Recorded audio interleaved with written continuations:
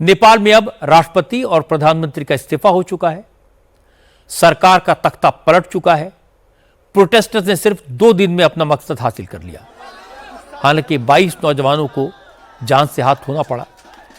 आंदोलन कर रहे लोगों में अपने साथियों को खोने का गम तो है, लेकिन जिस तरह उन्होंने 2 दिन में ही सरकार को घुटने टेकने पर मजबूर कर दिया, इसकी खुशी भी है। युवाओं का कहना था कि पिछले कई साल से करप्शन के मामलों ने सारे रिकॉर्ड तोड़ दिए थे। किसी भी पार्टी की सरकार रही, सब भ्रष्टाचार में डूबे रहे।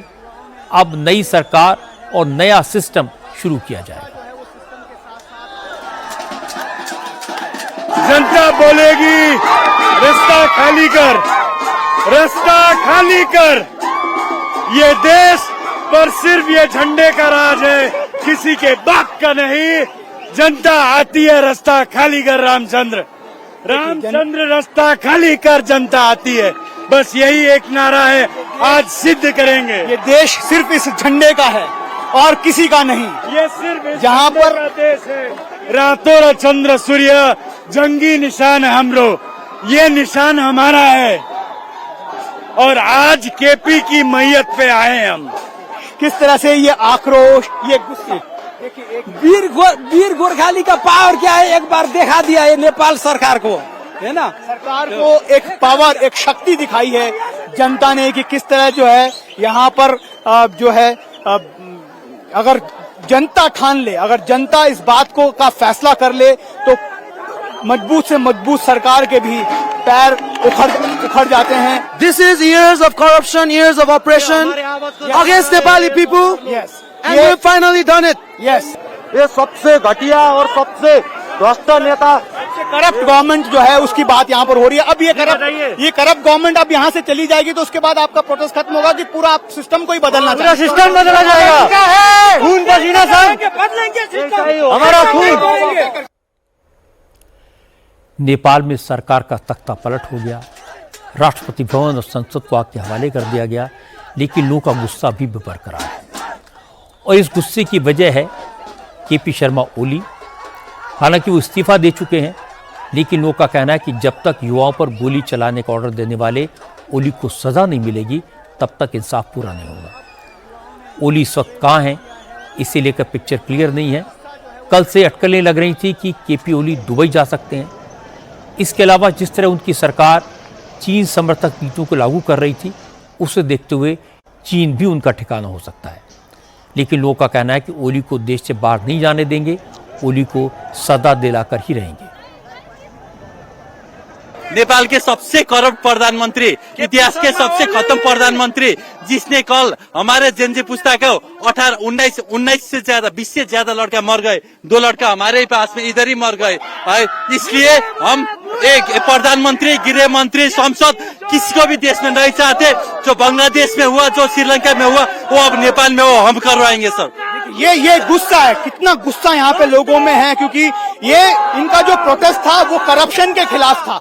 यहाँ पर ये लोग कह रहे थे कि कितने एक के बाद एक करप्शन के चार्जेस यहाँ पर सामने आ रहे हैं, लेकिन सरकार तस की तस बनी हुई है। सरकार देश से निकाला होना चाहिए। जो भ्रष्ट सरकार है अब इसका देश से निकाला होना चाहिए।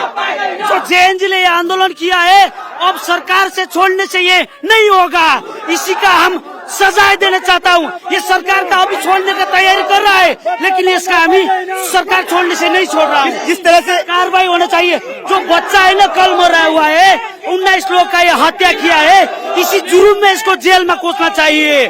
केपी शर्मा ओली एक भ्रष्ट नेता है नेपाल का, इसीलिए इस तरह से एक के बाद एक मंत्री इस्तीफा दे रहे हैं, रेजिग्नेशन दे रहे हैं, तो आपको लगता है कि आपका जो मूवमेंट है वो थोड़ा सा पॉजिटिव नहीं रुकने वाला है। मंत्री जी का राजीनामा से ये मूवमेंट नहीं रुकने वाला है।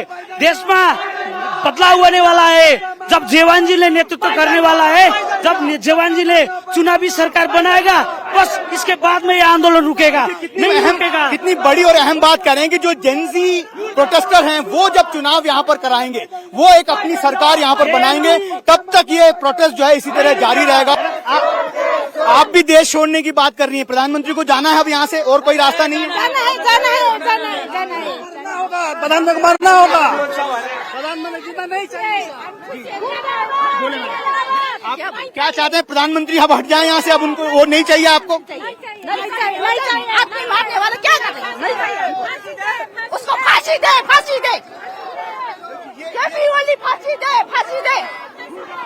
मुर्दाबाद, मुर्दाबाद।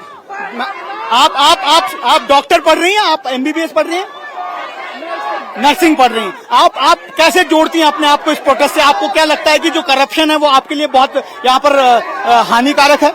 करप्शन जो है वो आपको लगता है कि बहुत ज्यादा आपको प्रॉब्लम दे रहा है यहाँ पर, आपके फ्यूचर में क्वेश्चन मार्क है? इसीलिए हम इधर आए हैं, स्टूडेंट्स हैं और हम इसके खिलाफ हैं। प्रधानमंत्री को जाना ही होगा, उनको कुर्सी छोड़नी होगी। छोड़नी होगी। राघवन आज सुबह से काठमांडू की सड़कों पर इस प्रोटेस्ट को कवर कर रहे थे। उन्होंने कई आंदोलनकारियों से बात की। आंदोलन करने वाले बार बार यही कहते रहे कि उनका प्रोटेस्ट सोशल मीडिया पर बैन के खिलाफ नहीं है। यह आंदोलन नेपाल को भ्रष्ट नेताओं के चंगुल से आज़ाद कराने का है। अब पूरा सिस्टम बदलेगा। जो नई सरकार बनेगी वो नेपाल को करप्शन फ्री एडमिनिस्ट्रेशन देगी।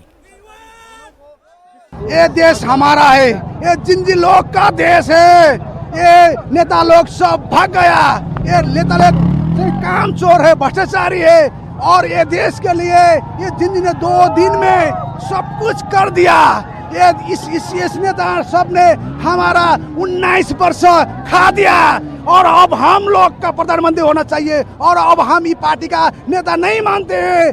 हम लोग का डेमोक्रेसी लाया, इतने आदमी मर गए डेमोक्रेसी लाया। ये सारी डेमोक्रेसी किसको चाहिए? किसी को डेमोक्रेसी ऐसा नहीं चाहिए। आप लोग देख रहे हैं संसद भवन कितना जल रहा है। यहीं पर नेता लोग अपना भ्रष्टाचारी लोग आते हैं, बैठते हैं। अब क्या हो रहा है देखिए, आज सभी नेता लोग का घमंड तो टूट ही गया है ना, आप लोग भी देख रहे हैं। जैसे आप लोग देख रहे हैं आज हमारे नेपाल में संसद भवन में पूरे जनता ने मिलके, जेनजी ने मिलके आज आग लगा दिया है। कल नेपाल पुलिस ने जितना ज्यादा किया है ना, कल कमती में 19 लोगों को, स्टूडेंट को नेपाल पुलिस ने गोली मारा, चुन के गोली मारा। उसने गोली मारने का एक तरीका होता है ना, गोर में मार के उसे घायल कर देने का, पर वैसा नहीं किया उसने सीधा यहाँ पर मारा है, डायरेक्ट वो मर गया है।